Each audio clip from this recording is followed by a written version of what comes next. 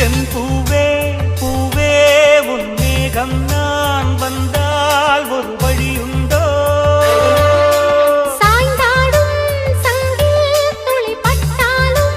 முத்தாகிடும் முத்துண்டே படை கொண்டு நடக்கும் மன்மத சிலையோ மன்னவன் விரல்கள் பல்லவன் மொழியோ